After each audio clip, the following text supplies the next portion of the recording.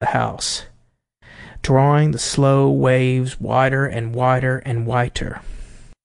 It took my mind off doughnuts and soda biscuit to step outdoors and take the water dazzle a sunny morning, or take the rising wind about my face and body through my wrapper, when a storm threatened from the dragon's den and a cold chill shivered across the lake. I see it's a fair, pretty sheet of water, our Willoughby. How did you hear of it? I expect, though, that everyone's heard of it. In a book about ferns? Listen to that. You let things more like feathers regulate your going and coming. And you like it here? I can see how you might. But I don't know. It would be different if more people came, for then there would be business. As it is, the cottages Len built, sometimes we rent them, sometimes we don't. We've a good piece of shore that ought to be worth something, and may yet. But I don't count on it much as Len. He looks on the bright side of everything, including me. He thinks I'll be all right with doctoring. But it's not medicine. Lowe is the only doctors dared to say so. It's rest I want. There, I've said it out. From cooking meals for hungry hired men and washing dishes after them, from doing things over and over that just won't stay done. By good rights, I ought not to have so much put on me, but there seems no other way. Len says one steady pull more ought to do it. He says the best way out is always through, and I agree with that, or insofar as I can see, no way out but through. Leastways for me.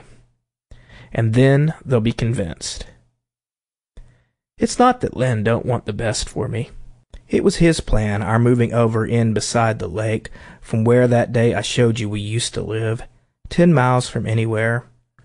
We didn't change without some sacrifice, but Len went at it to make up the loss. His work's a man's, of course, from sun to sun, but he works when he works as hard as I do, though there's small profit in comparisons. Women and men will make them all the same. But work ain't all. Len undertakes too much. He's into everything in town. This year it's highways, and he's got too many men around him to look after that make waste. They take advantage of him shamefully, and proud too of themselves for doing so. We have 4 here to board, great good-for-nothings, sprawling about the kitchen with their talk while I fry their bacon. Much they care. No more put out in what they do or say than if I wasn't in the room at all. Coming and going all the time they are. I don't learn what their names are, let alone their characters, or whether they are safe to have inside the house with doors unlocked. I'm not afraid of them, though, if they're not afraid of me. There's 2 can play at that. I have my fancies. It runs in the family. My father's brother wasn't right. They kept him locked up for years back there at the old farm. I've been away once. Yes, I've been away. The state asylum. I was prejudiced. I wouldn't have set anyone of mine there. You know, the old idea. The only asylum was the poorhouse, and those who could afford, rather than send their folks to such a place, kept them at home. And it does seem more human. But it's not so. The place is the asylum. There they have every means proper to do with, and you aren't darkening other people's lives. Worse than no good to them, and they no good to you in your condition. You can't know affection or the want of it in that state. I've heard too much of the old-fashioned way. My father's brother, he went mad quite young. Some thought he'd been bitten by a dog because the violence took on the form of carrying his pillow in his teeth. But it's more likely that he was crossed in love, or so the story goes. It was some girl. Anyway, all he talked about was love. They soon saw he would do someone a mischief if he wasn't kept strict watch of, and it ended in father's building him a sort of cage, or room within a room, of hickory poles, like stanchions in the barn, from floor to ceiling, a narrow passage all the way around. Anything they put in for furniture, he'd tear to pieces, even a bed to lie on. So they made a place comfortable with straw, like a beast stall, to ease their consciences. Of course they had to feed him without dishes. They tried to keep him clothed, but he paraded with his clothes on his arm, all of his clothes. Cruel, it sounds. I suppose they did the best they knew, and just when he was at the height, Father and Mother married, and Mother came, a bride, to help take care of such a creature, and accommodate her young life to his.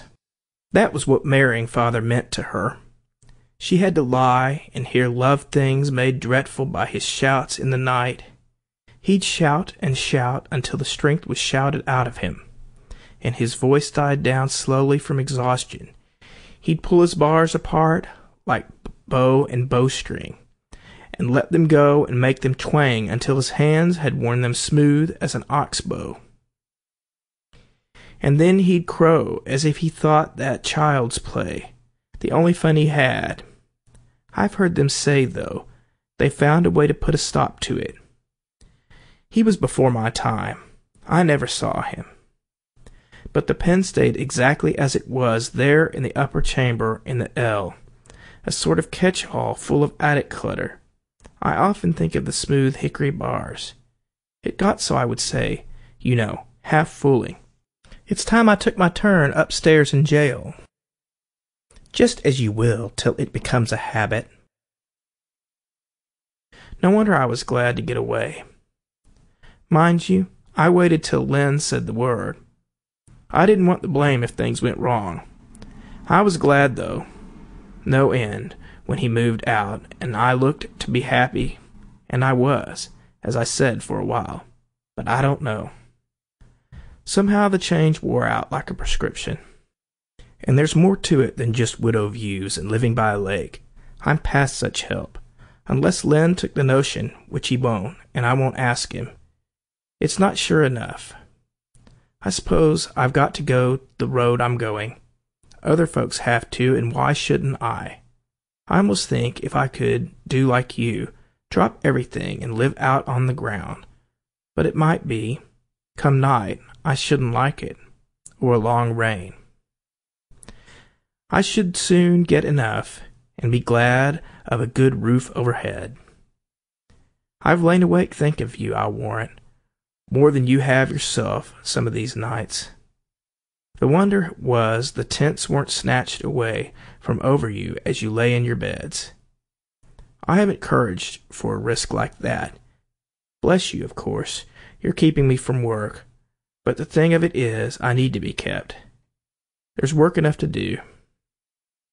There's always that. But behind's behind. The worst you can do is set me back a little more behind. I shan't catch up in this world anyway. I'd rather you not go unless you must.